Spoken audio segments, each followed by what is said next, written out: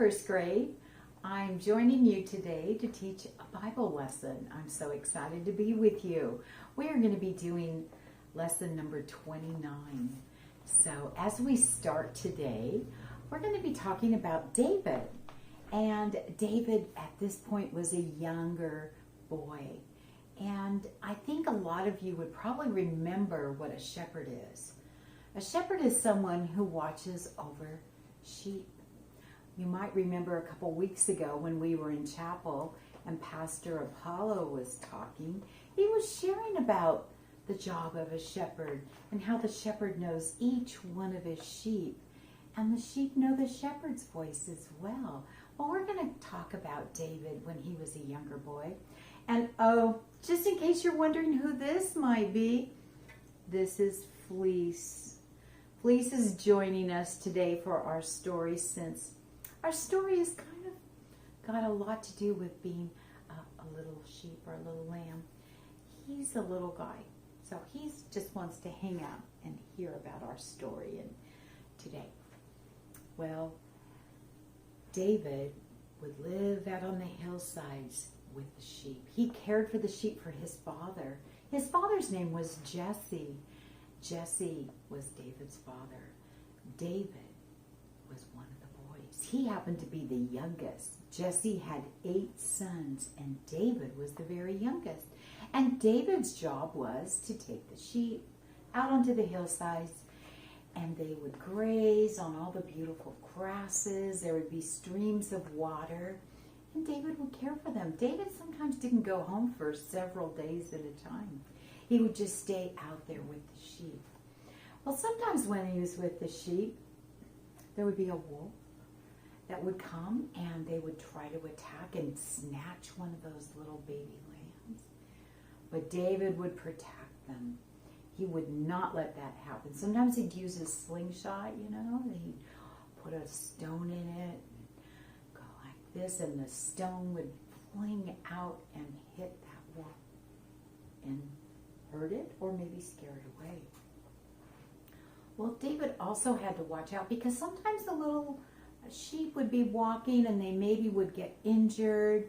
They would turn their leg or they would get caught and maybe they would be bleeding from a rock. And David would care for them and he would soothe them, especially at night. So David would play a harp. Now, I don't know if you know what a harp is. It's similar to a violin. A violin, though, you put up on your shoulder and you put like this, and then you hold it, and you have what is called a bow. And the violin, you go across the strings of the violin, and music is made. Well, a harp is a little bit different. You actually pluck the strings with your fingers quickly, and you would hear beautiful sounds. So David had a harp. And when he'd be out on the hillsides, he would play his harp. He would sing to the sheep, and it was so soothing for them. Other times, larger things like maybe a lion or a bear would come to try to attack.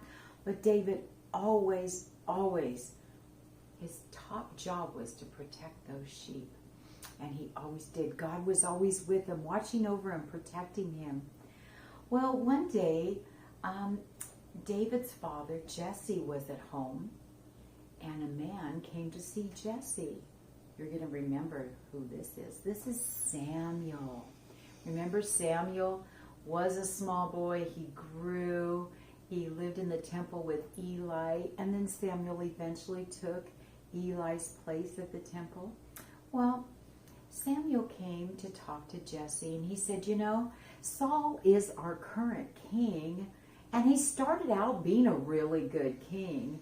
And he followed God. He did what God wanted him to do. But now he's turned his back on God. And he's not following God anymore. He's not doing what is best for the people. And God has told me that there is going to be a new king. And God told me to come see you today, Jesse. So could you have your sons all come out? Because God told me he would reveal and show me who is going to be our new king. So Jesse went and got his sons. There were 7 all lined up. And Samuel looked and talked with each one. He's like, no, that's not the one God has chosen. No. And he got done all 7, and he goes, Jesse, do you have any more sons? Do you even have one more son? And Jesse said, well, actually, I do have one more son, and he's out on the hillside with the sheep. He's very young at this time, but his name is David. And he goes, oh, please send someone to go get David and bring him to me. So that's exactly what happened. David came, and as soon as Samuel saw Jesse, he knew that is the one that God had chosen to someday be the king for the people. God knew that David would be a godly king, an awesome king, but he was still young. So it wasn't that he was going to be king right away. That isn't what was going to happen. David was going to continue to grow and learn and be prepared for the time when he would be the king. It's kind of like you right now. Did you know that God has a perfect plan for your life? And you may not know exactly what that is right now, but he does. And right now, it's your job, your responsibility to be trained by your parents, to learn to obey, learn all your schoolwork, get all that knowledge up in here, learn from your Sunday school classes, your children's pastor. There's so much you can be taking in and learning, and it's not for you to have all of it right now, but as you grow older, you're learning more and more. You're learning about making right choices.